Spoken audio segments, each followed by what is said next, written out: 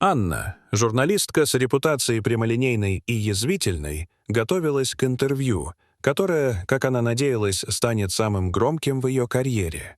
В этот раз ее собеседником должен был стать Артем Лебедев, миллиардер, чьи технологические стартапы и смелые идеи не сходили с новостных заголовков. Он строил автономные города, запускал проекты по кибернетике и обещал людям новую эру возможностей. Анна не разделяла этого восторга. Для нее он был лишь очередным богачом, играющим в спасителя мира. Ее план был прост — вывести Лебедева на чистую воду, показать, что за громкими лозунгами скрываются иллюзии, а не реальные решения. Интервью проходило в современном павильоне на окраине Тбилиси, с панорамными окнами в окружении глянцевых поверхностей и тихо работающих дронов-ассистентов. Атмосфера напоминала будущее, о котором говорил сам бизнесмен. Анна начала спокойно с вопросов о его городах будущего в пустынях Казахстана. Потом перешла к теме биоимплантов, которые, по ее словам, скорее пугают, чем вдохновляют. В ее голосе звучала тонкая издевка.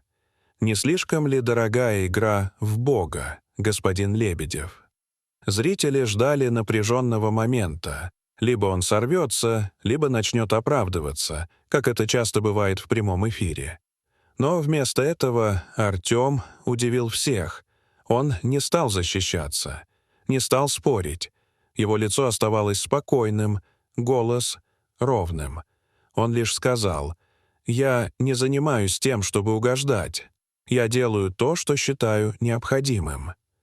Большинство великих идей сначала кажутся безумием, а потом становятся нормой. Он говорил без пафоса, лаконично, сдержанно. И в этих словах было больше силы, чем в любых рекламных речах. Он рассказал, что его проекты — не игрушки для богачей, а шаг в сторону мира, где человек сможет выбирать, как жить, где жить и с какими возможностями. Анна на секунду замолчала.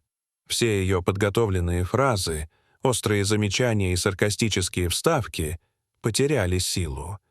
Он не только не дал ей повода для атаки, но и повернул разговор в сторону, где уже она выглядела поверхностной. Эфир закончился тише, чем она ожидала, без скандала, без громких заявлений, но с сильным послевкусием. Позже, возвращаясь в редакцию, Анна ощущала не разочарование, а что-то похожее на уважение. Это был не провал интервью, это был урок. Она поняла. За яркой оболочкой современных идей иногда действительно кроется нечто большее. И даже самые вызывающие проекты могут быть рождены не ради славы, а ради стремления изменить реальность. Дорогие зрители, что вы думаете об этой истории? Расскажите, пожалуйста, в комментариях. А если вам понравилось это видео, то ставьте лайк и подписывайтесь на наш канал. До свидания.